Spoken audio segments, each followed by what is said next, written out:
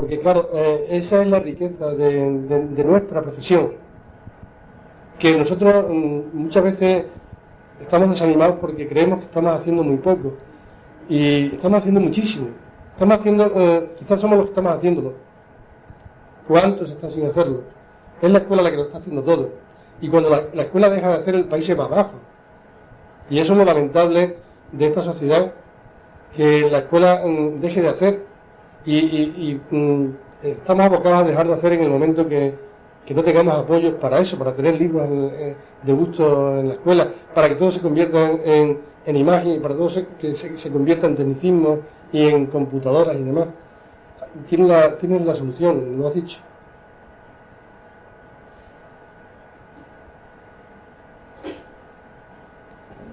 Sí, bueno, pues yo agradecer vuestra presencia y buscar más encuentros. Yo no cesaré, voy a seguir buscando encuentros. No desanima la falta de cantidad, anima la calidad, anima saber que un hombre tiene amigos, no la cantidad de amigos, sino la calidad de amigos, que en los momentos en el que parece que todo puede ir contra esa corriente, anima. Yo he tenido esta noche, y perdonad lo último, he tenido esta noche una satisfacción, porque veo que aquí hay muchos profesores de educación especial, lo voy a decir, para satisfacción de ellos también. He tenido la satisfacción esta noche con el redactor que ha venido de Radio Nacional, de tener un encuentro después de 25 años. Hace 25 años Sevilla era un desierto en nuestro campo de la educación especial. Aún no lo sabéis, yo estaba 20 años en educación especial. Y yo vine con la misma ilusión que he hecho este libro, más porque era más joven. Y entonces lo que hoy a lo mejor a veces me desanima, entonces era el aliciente para yo pujar más fuerte. Sevilla no tenía ni un solo centro de educación especial. No solamente no tenía ningún centro de educación especial, sino que tenía un psiquiátrico deleznable, donde todo aquel que estorbaba entraba por una puerta, más o menos con ciertos problemas, a veces caracteriales, a veces muy simples, sordos algunos pobrecitos, y se convertía en un loco. Esa era la Sevilla que yo me encontré hace 25 años.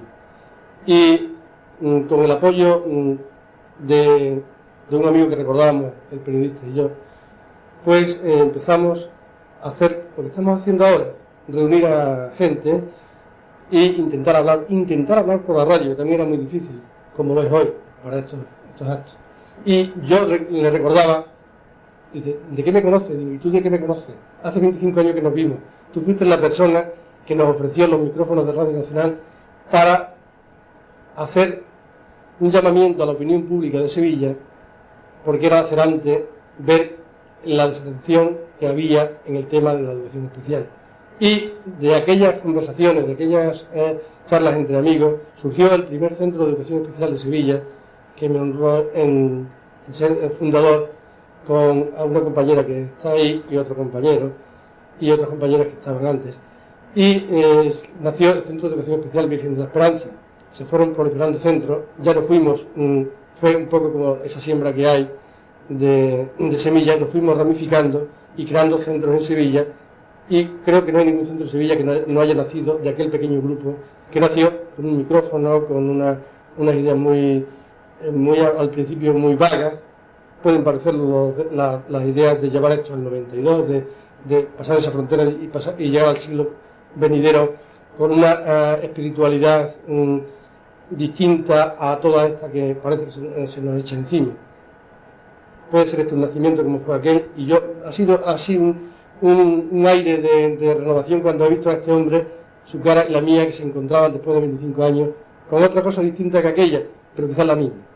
Y gracias y muchas gracias.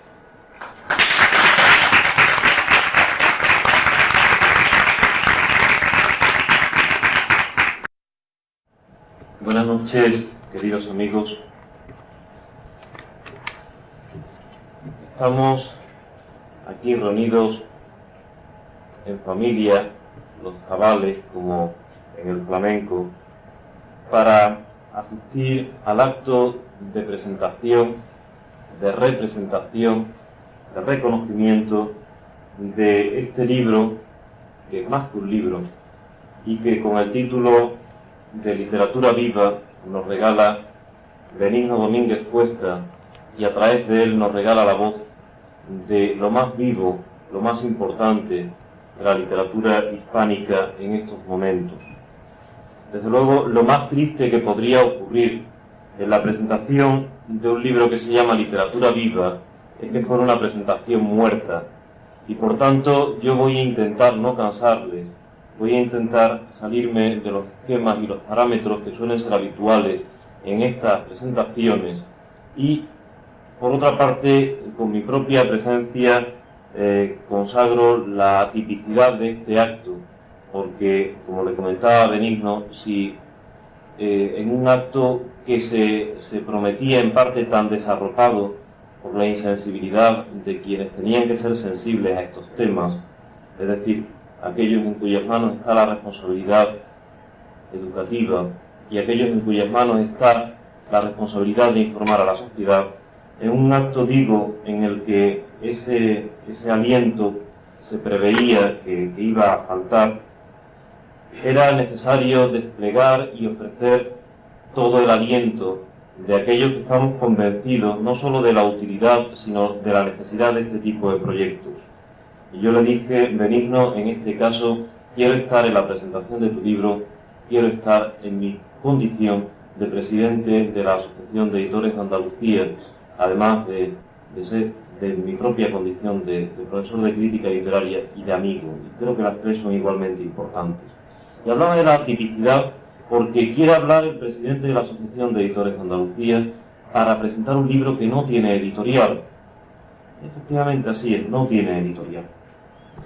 Hace algo más de 4 años, cuando Alexandre, Guillén, Gerardo, Diego, todavía eran algo más que literatura viva, eran también personas entrañables, próximas y vivas en su venerable ancianidad, cuando todavía ellos nos acompañaban, y por eso forman parte de ese libro.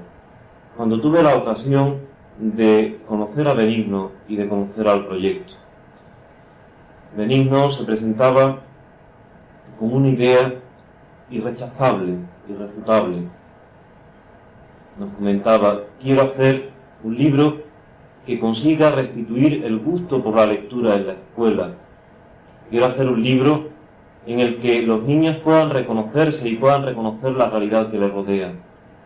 Quiero hacer un libro que aleje el tedio de las aulas en el momento de la clase de literatura y haga aparecer en la palabra las mariposas y las flores que pueblen en aquel momento aquella realidad como realidad viva.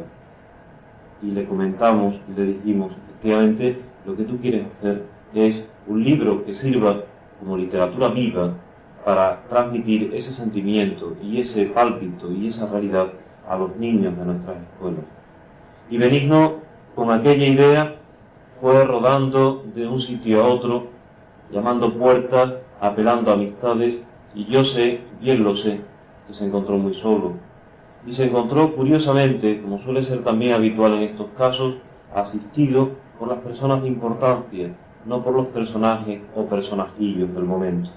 Efectivamente, ante el abandono de tal o cual director general, de tal o cual consejero, de tal o cual director o jefe de servicio, cuyos nombres ya ni siquiera están en el tapete de la vida pública, son nombres que lleva y trae el viento.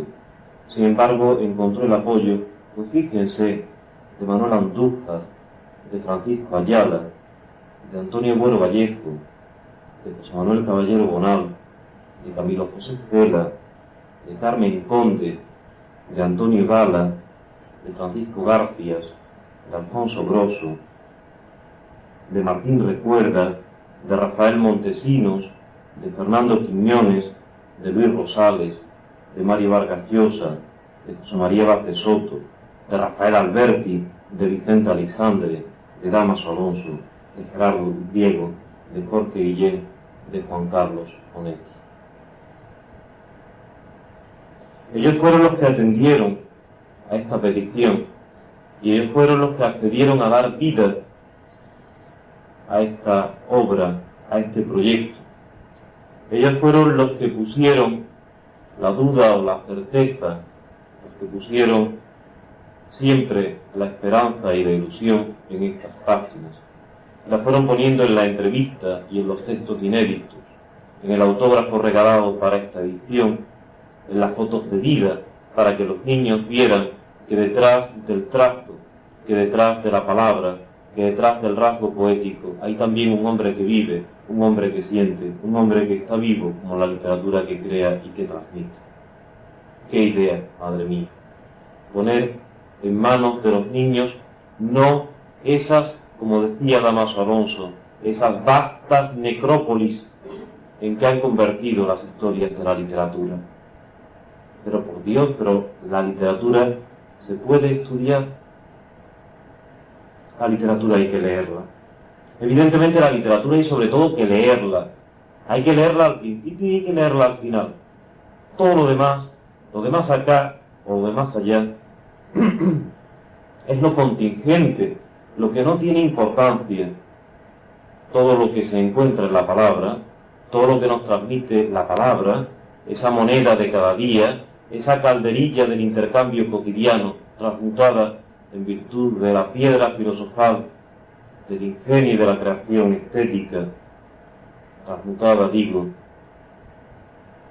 en universo de la fantasía, en universo que va más allá de la verdad y de la mentira, porque nos introduce en un mundo que dilata nuestra experiencia. Esa realidad que es capaz de implicarnos, y de implicarnos más que ninguna otra realidad, que es capaz de volver lo más consustancial y lo más connatural al hombre, que es su palabra, capaz de volverla al centro de atención, de convertirla en el centro de nuestra percepción, de restituirle su capacidad de expresar ante tanto desgaste de la palabra, ante tanta inutilidad, de tanta comunicación vacía. Y la palabra se convierte, por magia de los autores, por magia del acto de la escritura, de la creación estética, de la creación poética, en lo gratuito, en lo innecesario, pero que tiene, como decía el viejo Menéndez Pelayo, en esto tan lúcido, que tiene la sublime utilidad de lo inútil. Y efectivamente, hay algo que sea capaz de ampliar más la experiencia, de mover más nuestra voluntad, de activar más la fantasía que reside en el universo de la memoria, de activar la dimensión intelectiva del hombre que la palabra, en absoluto. Pero desde luego, tenía que ser palabra viva, tenía que ser literatura viva, y esto es lo que aquí se nos propone. Se nos propone cambiar el gris y el negro de las aulas, cambiar la tristeza por el azul y el rojo y el blanco y otros tantos colores vivos de la imaginación y de la fantasía. Se propone en esta obra emancipar a ese Pegaso blanco alado, del que nos hablaba Juan Ramón, del buey gris y concienzudo, del buey lento y torpe, del buey que impide el vuelo, de la filología general y comparada, de la literatura, de la enseñanza de la literatura. Pero Dios mío, la literatura se enseña. La literatura se lee. Y se lee porque sí, porque se quiere, y porque se quiere se lee. Y en ese concierto de voluntades, en ese concierto de libres expresiones, de una mirada que se dirige para dar vida una vez más a la letra que ha quedado muerta, viva potencialmente, pero muerta, después de salir de la mano del autor. Esa mirada que restituye significado y sentido a la palabra. Esa palabra, hecha vida en cada uno de nosotros, co-creada también por el lector, solo puede ser recibida, solo puede ser percibida en la gratuidad, en la voluntad libremente expresada. ¿Cómo llevar a nuestros niños, cómo llevar a nuestros jóvenes a la experiencia libre, a la experiencia gustosa, a la experiencia voluntaria del encuentro con la palabra creadora? Ahí está el reto, ahí está el milagro. Ahí está la capacidad de convertir esos caminos sin retorno que destierran la voluntad y el ánimo de aproximación a la literatura en tantos centros de enseñanza, cambiar eso por el incentivo, por el acicate, por el veneno, si ustedes quieren, por el sentirse enganchado continuamente y de sentirse cerca de la palabra poética, y de la palabra narradora, y de la palabra evocadora, y de la palabra representativa del texto espectacular. Porque ya es hora de que lleguemos al convencimiento de que superemos una torpeza que parece que algunos responsables no quieren superar, de reconocer que la literatura no es, como algunos han pensado, una fase transitoria, de una etapa transitoria, de la transitoria vida del hombre. La creación literaria no es un momento más ni un momento menos, es en el fondo el momento, es en el fondo el gran momento de la expresión más alta, de la expresión más elevada de la voluntad del hombre. No, señores, no se preocupen, porque ni la galaxia McLuhan, ni toda la proliferación de vídeos, de televisores, de elementos informatizados serán capaces de arrinconar a la palabra, porque sí lo hacen, porque si en su torpeza aquellos que tienen la responsabilidad social de poner en manos de las personas el único instrumento que es capaz de permitir desdoblarnos ante él, de permitir proyectar nuestra propia realidad, nuestra propia experiencia sobre él, porque si no la proyectamos no hay palabra, no hay literatura. Digo, si no nos lo impiden, porque al impedirlo entontecerían también a la gente, ensombrecerían el propio ámbito de la realidad, impedirían el desarrollo reflexivo de una dimensión tan importante, al menos tan importante, no digo más ni digo menos, que otras. Y efectivamente, una imagen vale más que 1000 palabras, pero ¿por qué decir con una sola palabra lo que se puede decir con 1000? También en el mundo cicatero de la economía de mercado es bueno poner el barroco, lujurioso, desafiante, derrochante, de una sensibilidad fin de siglo como la nuestra, de una sensibilidad que solo puede afirmar su propia realidad contraviniendo los valores que van estableciendo aquellos que pretenden crear un mundo sin hombre, crear una humanidad sin pálpito, sin palabra, sin comunicación viva. Pues bien, a pesar de todos los pesares, a pesar de todos los inconvenientes, este libro está aquí. Pero, decía antes, este libro es más que un libro, porque efectivamente en este libro, más que en ningún otro, se hace precisa la libre intervención, la proyección de la dimensión creativa de quienes lo utilicen, de los padres que intenten incentivar a los hijos en el proceso de lectura, de los docentes que intenten encontrar, y van a encontrar aquí, un caudal riquísimo para introducir al niño en preocupaciones muy de nuestros días, en una sensibilidad muy de nuestros días, con personas a las que pueden ver vivas, personas que han alentado esa palabra en la televisión o en el periódico, y hasta con un poco de suerte se la pueden encontrar por la calle. Eso es lo que se pretendía, y ahora, a partir de aquí, empieza la revolución en su sentido más profundo, el cambio radical, la vuelta, el giro, y efectivamente es que es preciso cambiar radicalmente la torpe concepción de la enseñanza de la literatura, la torpe concepción del contacto que propicia al niño sus primeras experiencias con el texto literario. A partir de aquí será preciso ensanchar el universo de la fantasía de los niños, o al menos, fíjense, a los niños no hay que ensancharle el universo de su fantasía, al menos no constreñirse. El libro tiene, sin embargo, un defecto muy grave. El libro es un libro que en algún momento nos hará muy poco, que casi nos deja el hambre y se lleva el pan, como decía Blas de Otero. Pero ese defecto es, en el fondo, la mayor virtualidad del libro. Es un libro para crear hambre, porque Benigno lo dice, y yo lo repito ahora, hay otros cauces, hay que lanzar al niño a la aventura ya libre de caminar por otro sendero. Pero que sepa que la palabra viva, la literatura viva, no es ninguna obligación, que evidentemente o pertenece al mundo de la devoción, de lo libremente asumido, o desaparece. Ese es el gran problema, efectivamente, de la creación literaria. O se percibe de forma inmediata, o se percibe de forma voluntaria, o su dimensión estética desaparece.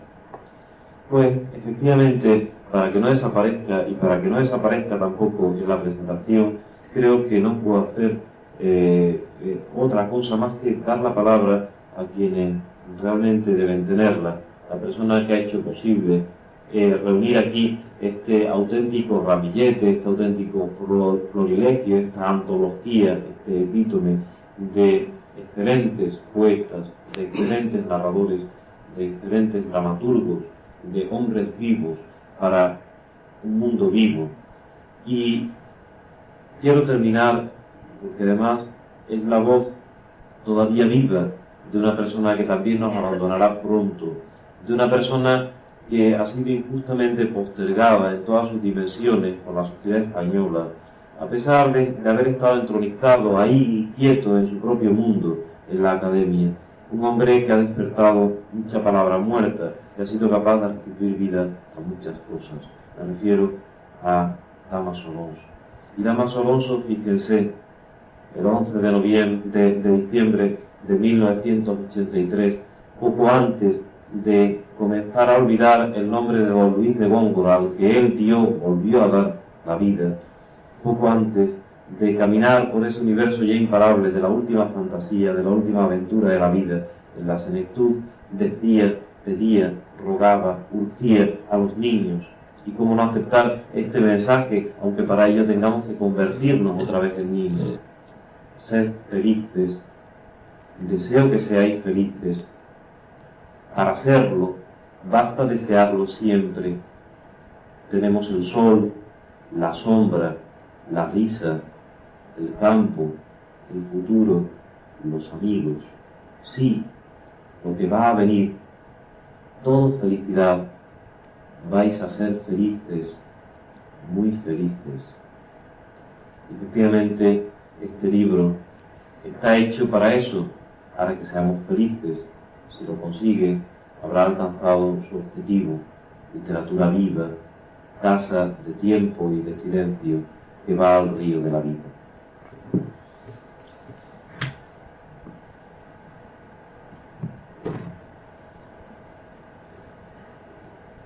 Tenemos la fortuna de continuar la literatura viva, puesto que tenemos aquí los componentes importantes, necesarios, imprescindibles de esa literatura viva. Tengo la suerte de tener amigos, grandes amigos que expresan lo que yo soy incapaz de expresar en este momento, y que de verdad son la conciencia del libro. Amigos tan entregados a la obra que le han dado título y que yo le he agradecido y lo agradezco en público, porque es su título, Literatura Viva, porque él caló desde la primera lectura que había una vida ahí larga, esperemos que muy larga. Él ha dicho todo lo que yo podría haber dicho, pero que no voy a decir, porque lo van a decir ustedes, lo vais a decir vosotros. Porque hoy nos vamos a convertir, en este pequeño grupo, en creadores de literatura viva, porque os voy a llevar a la literatura viva que yo buscaba en los autores, porque tengo la gran suerte de tener aquí a 3 autores sevillanos. Y digo 3 autores: Alfonso Grosso, que está a mi derecha, José María Vaz de Soto, que está aquí, no sé por qué, a mi izquierda, y también lo de este es a mi derecha, es eso del reino del cielo, ¿no? Él tiene su cielo, está aquí en Sevilla, el cielo lo tiene en el Aljarafe. Estamos entrando en lo que es literatura viva, en dar parámetros. Bueno, yo estoy entre Madrid y Sevilla. Sí. Sí, estamos dando parámetros de cómo se ha hecho literatura viva, entrando en las casas de los autores, y hoy voy a entrar en la casa de José María porque yo la voy a abrir la puerta, y voy a entrar en la casa de Alfonso porque yo voy a abrir la puerta, como ellos me la abrieron a mí, para que seáis vosotros los que hagáis esta noche la presentación del libro, para que seáis vosotros los que hagáis las preguntas que tengáis que hacer, como yo las hacía cuando iba a verlo, como las hacían mis alumnos, que iban conmigo, mi propio hijo, el hijo de Alfonso, que también participó, Paolo. Y bueno, con José María fue muy precipitado, porque ha vivido una intensa vida profesional de la enseñanza en el extranjero, en Francia, y lo cogí pues a lazo en una jornada, los primeros encuentros en democracia que hubo, Horizonte 92 era el título de aquellos encuentros, lo cogí a lazo como pude en un bar muy típico de Sevilla, y allí hicimos el trabajo porque no había otra ocasión. Yo no podía buscar en aquel momento la preparación de alumnos porque él se marchaba al día siguiente a dar sus clases a París. Hoy ha dejado sus clases, las últimas clases, para venir aquí. Es otro dato que os quiero dar para que veáis la sencillez con que se vive la literatura, porque en la mente de muchos lectores hay montajes que nos ha dado quizás el medio en el que nos hemos movido, que ven al autor, sobre todo en los jóvenes, ven al autor endiosado, alejado de un mundo real, creando fantasía. No, son personas de carne y hueso, en el más estricto sentido de la palabra, carne y hueso, con las mismas problemáticas que los demás, más por esa sensibilidad de autor, porque les llega más hondo todo lo humano, todo lo que nos acerca. Y eso es lo que se ha pretendido en Literatura Viva, y es lo que vamos a pretender esta noche, abriendo ese campo de preguntas, de respuestas que ellos darán, para que os sintáis satisfechos, como yo me he sentido muy satisfecho cuando he tenido el libro, y a veces he tenido la tentación de dejarlo para mí, como el niño que guarda un tesoro de infancia y no quiere que se marchite con que otras personas lo toquen, ¿no? Y claro, era muy egoísta ese sentimiento. Era también un sentimiento de refugio cuando yo veía que tantas puertas se cerraban, cuando había esa imposibilidad de lanzarlo a los demás. Vamos a empezar por una carta entrañable que manda Rafael Montesino. Yo quizás por la emoción no la puedo leer bien, don Ángel, que... Esto de ponerle voz a Rafael Montesino es una responsabilidad grandísima, pero dice así: Madrid, 9 de noviembre, señor don Benigno Domínguez Cuesta, querido amigo. Ruego que disculpes mi ausencia en los importantísimos actos de presentación de Literatura Viva. Siento no poder estar ahí con vosotros, porque conozco muy bien cuánto hay de esfuerzo personal en la hermosa empresa que comenzaste, fiando más en promesas que en realidades. Cuando muchos andaluces empezábamos a comprender que esa humanidad con mayúscula que figura en nuestro himno tendría que empezar, al igual que la caridad, por un colectivo, nosotros mismos. Ya llevabas mucho tiempo dedicándote en soledad a esas primeras letras que no entran con sangre, sino con alma andaluza. Y eso sí que es darse en caridad uno mismo por la naciente humanidad de los niños andaluces. Una humanidad en la que subyace la experiencia de 3 milenios. Tu esfuerzo reclama la urgente ayuda de los demás. Los escritores andaluces nunca te la negamos al darte desde un principio lo único que poseemos, la palabra, dedida gratuitamente y con gratitud. Una palabra ceseante, como quiere justamente Vaz de Soto, pero que arrastra un riquísimo léxico que la propia Castilla está perdiendo. Enhorabuena, mi querido amigo, por tu esfuerzo andaluz y por esa bellísima edición que has conseguido con una imaginación y un buen gusto que te sobra y con un dinero que te falta.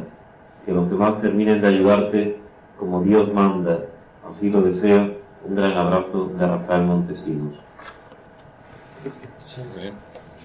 Bueno, pues entonces, Alfonso, José María, nosotros tenemos la palabra y... Bueno, yo pienso que naturalmente se puede hacer un coloquio mejor, piensa José María. Sí, yo creo que, vamos, aparte de agradecer a al autor la inclusión en el texto, creo que lo más oportuno sería que hablemos, que, en fin, que prediquemos con el ejemplo. Se trata de hacer literatura viva, de hablar con los autores, parece que es la idea fundamental pues yo creo que en nuestra humildad, por lo menos en la mía, estoy dispuesto a hablar con el que tenga interés en cualquier tema de literatura, o de la obra de uno, en fin, de lo que sea. Creo que estoy de acuerdo contigo, estoy completamente de acuerdo con tu seguridad. Bien, que no sé yo el que haga la primera pregunta, porque la voy a hacer. No me dejéis que haga preguntas, que soy muy ambicioso haciendo preguntas. Todavía están otros libros ahí por hacer.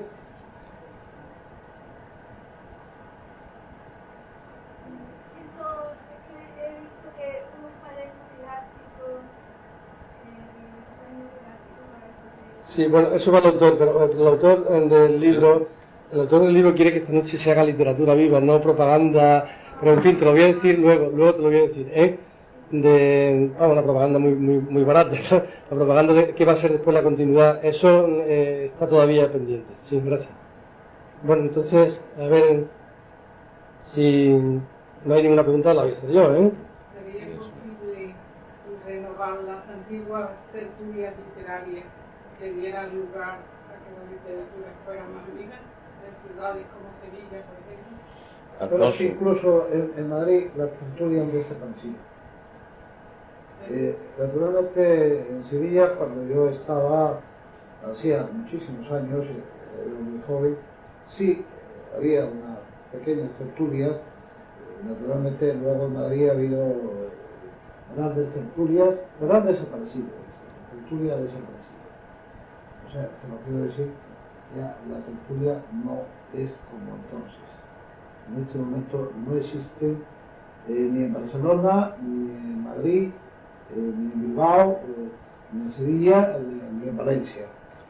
Y además José María me da la razón en esto, ¿no? Sí, yo soy un gran partidario de la tertulia y del diálogo.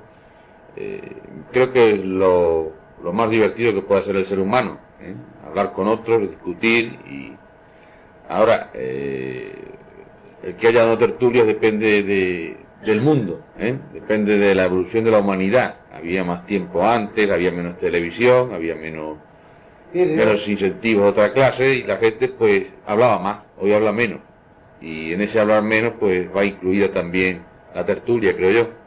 Yo sería muy partidario, me gustaría mucho que hubiera alguna tertulia o algunas tertulias en Sevilla de este tipo, ¿no? Alguna habrá, sí.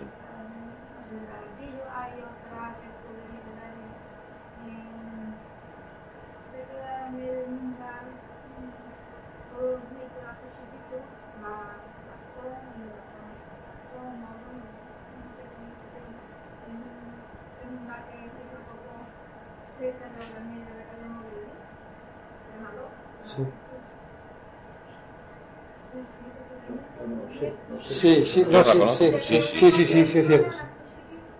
Sí.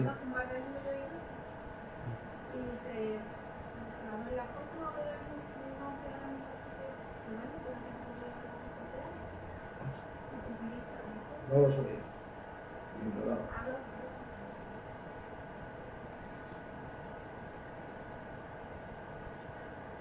Que no sé qué es la palabra, que estamos en un acto de palabra.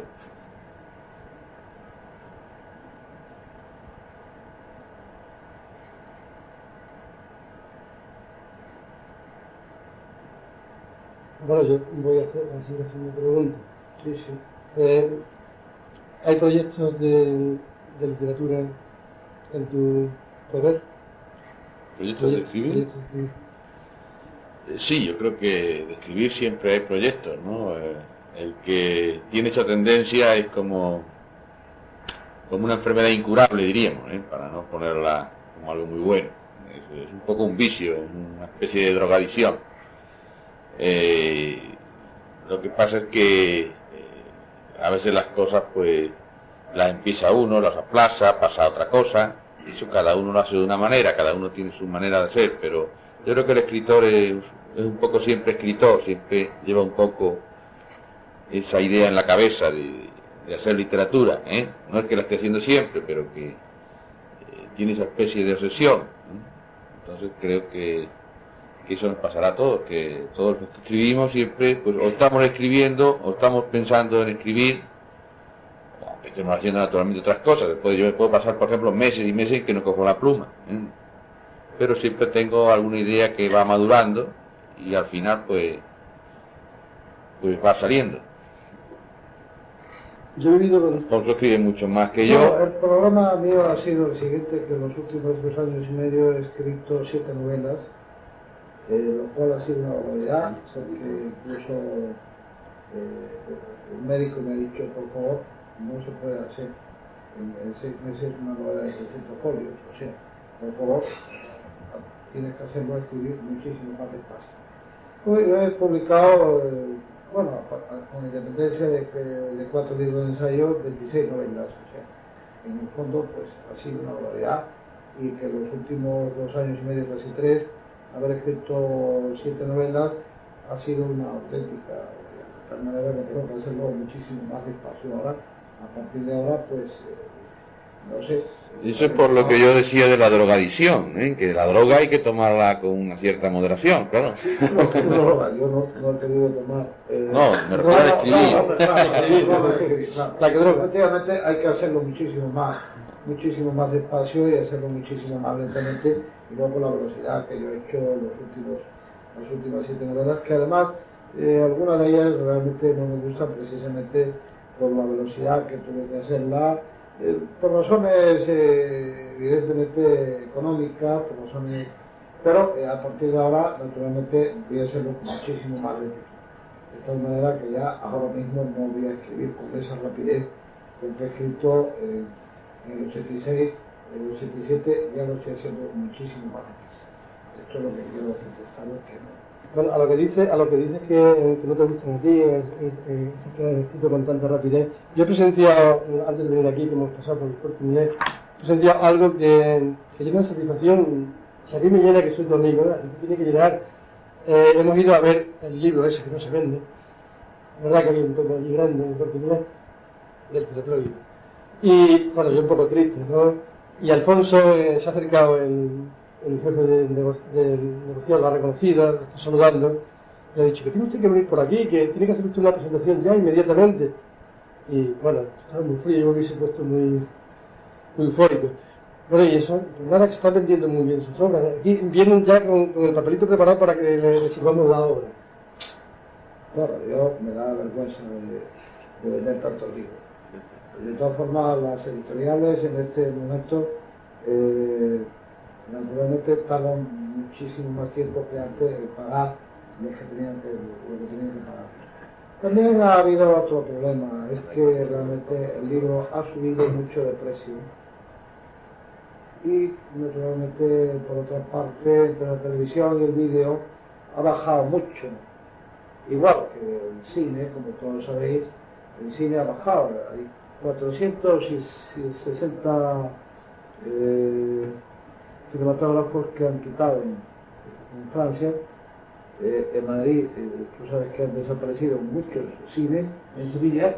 Y en Huelva han cerrado el último cine. En Huelva han cerrado el último cine hace unos días. El último que quedaba, eso he leído en el periódico. Este es el problema, o sea, ha sido naturalmente el vídeo y la televisión han roto de alguna manera dos cosas, el libro y la cinematografía.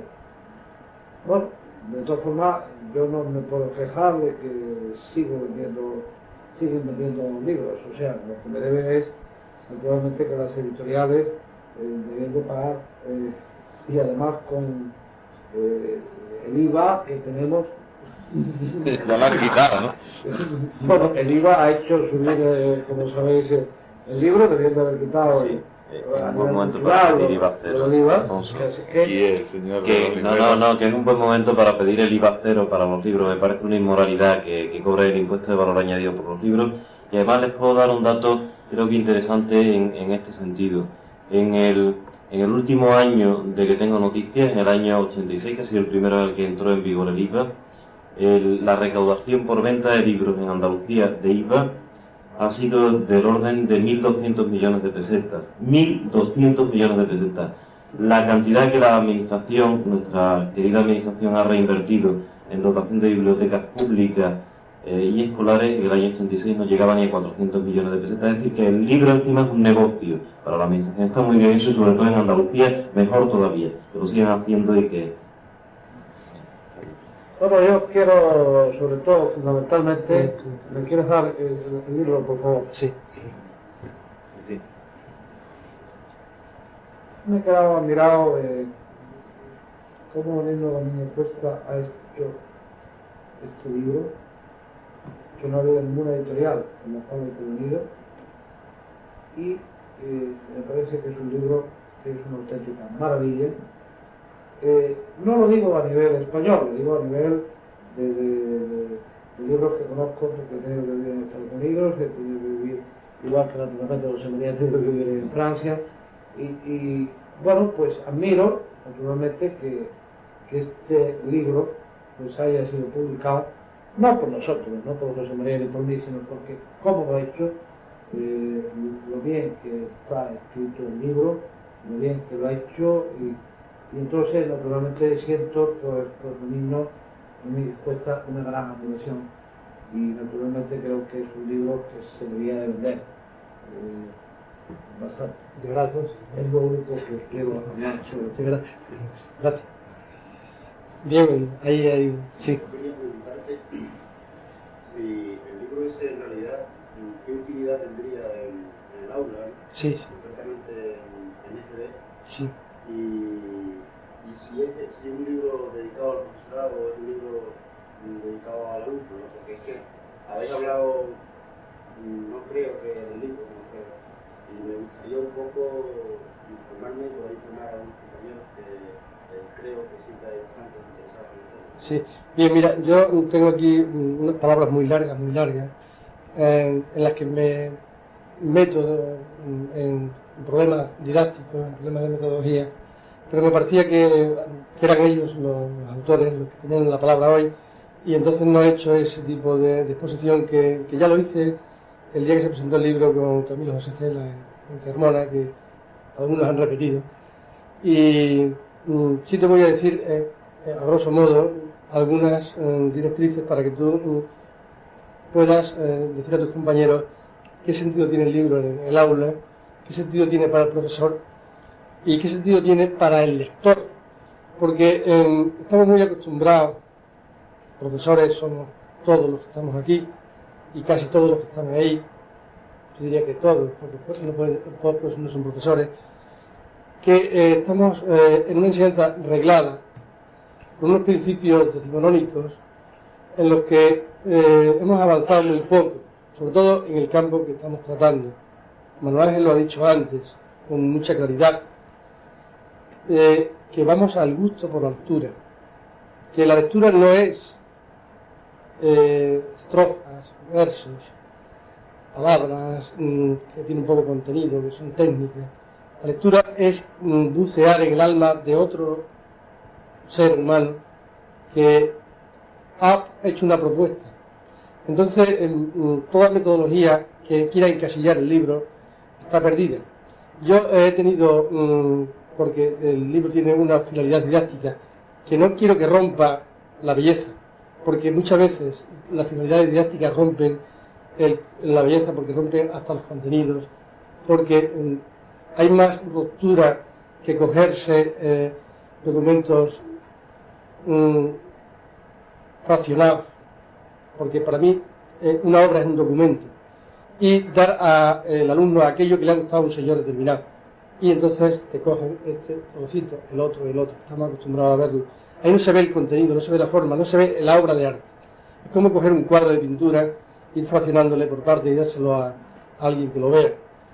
Habrá quizá cierta belleza, pero no está la obra completa. Entonces, ese es el sentido de la obra, que se lea la obra completa. Yo lo único que hago es poner un poquito de picante en la lengua para que apetezca comerse el plato completo. Y el plato completo es Matuleras, que es tu obra, y la tuya, que es la primera obra que escribiste en tu juventud. Y así he ido cogiendo aquellas obras que podían llegar más a la escuela, porque no he cogido obras difíciles, no he cogido obras de tesis. Entonces, tiene que haber mucha metodología propia en aquel que se atreva con el libro, porque hay que atreverse con el libro. Hay que ser valiente para entrar en la didáctica del libro, porque yo no la impongo, yo sí que la he aplicado, y muchos compañeros míos la han aplicado, y se sienten satisfechos de haberla aplicado, pero tiene que ser muy personal, tiene que bucearse mucho, tiene que trabajarse mucho el texto del libro para que se le saque provecho, porque el libro, el contenido máximo es que se motive la lectura, se lleve al conocimiento del alumno de que una lectura no es un fragmento de algo que es muy bonito, no, una lectura es la obra completa. ¿Y cómo llevar a la obra completa? Pues llevar al alumno a la obra completa es vivir al autor. Y yo soy más partidario de leer autores que de leer obras, porque el autor tiene la riqueza humana, la obra es un fragmento de la vida de ese autor. Ese es el principio que te puedo dar. Luego ya sí, a niveles de que podamos dar charlas, conferencias, compartiendo qué experiencia tengo yo, qué experiencia tienes tú sobre cómo se aplica el libro. Eso es ya un nivel profesional que sí que lo puedo hacer. Puedes decirle a tus compañeros que muy gustosamente iré el día que sea a explicarles cómo lo he hecho yo, que no es la única forma, que tiene múltiples. Esa es la riqueza que puede tener didácticamente el libro. Yo lo digo en una introducción que he hecho, además, buscando eso que tú me has dicho, perdona que te tuteé, buscando eso, yo he fraccionado el libro en 4 fascículos para que entre en niños de sexto, séptimo y octavo, porque con esa pequeña obra el niño no se va a asustar. En cambio, con una obra grande puede decir qué cosa más grande me he puesto aquí, y empezar a darle capítulo a capítulo por trimestres o por semestres o por periodos de cursos, y a través de esa experiencia ir sacando la lectura de ahí, y exigir a los poderes que antes hemos dicho que se gastan tanto dinero, se ganan tanto dinero con el libro, no se lo gastan en ese tipo de libros, adquirir los libros de estos autores o de otros autores y leerse el libro completo. No se queda de este tipo, cualquier antología, no se queda en el fragmento, hay que ir a la obra, y al niño hay que darle la obra completa, y cuando el niño no puede leer la obra completa se la lee, porque experiencias tenemos todos de haberle leído a nuestros hijos, no ya en la escuela, cuentos y haber leído narraciones. Lo que pasa es que nos falta tiempo, incluso los maestros, por desgracia, nos pagan para darle al alumno muchas materias y no nos pagan para darle el gusto estético. Y yo, como en mi clase hago lo que puedo, pero casi siempre lo que me da la gana, pues dedico 1 hora diaria, y eso es una recomendación que le hago siempre, la he hecho por Radio Nacional hace un momento, 1 hora diaria de lectura, y yo me convierto, y aquí hay una compañera que me tiene que sufrir, me convierto en un clon de circo, me convierto en un actor, y estoy recitando cualquier obra que tengamos en estudio, y esa recitación a los niños de segundo, a los niños de tercero, perdonadme si alguno hay que no es maestro, pero la mayoría, por eso me estoy excediendo, pues creo que es empezar a darle gusto por la lectura, porque los niños vibran con la voz, no vibran con la lectura propia, porque no tienen capacidad de emocionarse, autoemocionarse como la tenemos los adultos.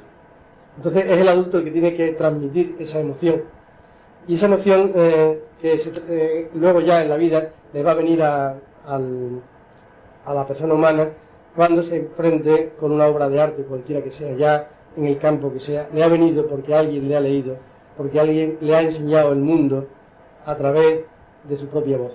Luego el niño es imitativo, como lo es, y eso sí que ya lo conocen los que no conocen la enseñanza. El niño es imitativo en la letra. El niño hace la letra de su padre, la letra de su maestro. El niño es imitativo en la voz. Y si un maestro lee bien, y eso lo he comprobado, los alumnos salen leyendo bien. Si un maestro tiene gusto estético, los niños adquieren ese gusto estético.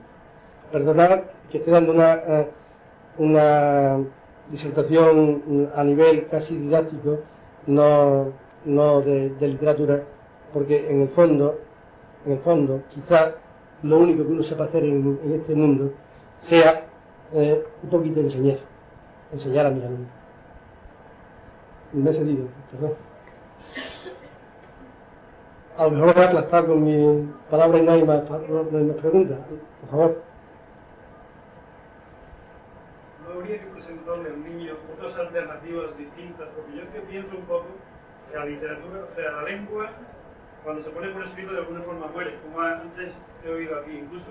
Entonces no habría que presentarle otras alternativas, como ha dicho usted, de leerle o de interpretarle. O sea, lo estoy planteando a nivel, por ejemplo, de Andalucía. ¿No habría que hacer alguna actividad de que la lengua, el lenguaje fuese una cosa realmente viva, que entrase a los niños por los ojos y por los oídos? Claro, vamos, yo creo que ya vosotros podéis más. Sí, porque es que el escritor lo que hace es una motivación. El escritor lo que está haciendo con su obra es una motivación. Y bueno, hay obras que están escritas para la lectura y se convierten, ¿verdad?, en cine. Tú tienes experiencia muy reciente. ¿En la película cómo se llamaba? Los Invitados, igual que tu novela. Sí. O sea que ahí ha habido alguien que ha leído esa obra, esa novela, y la ha transformado.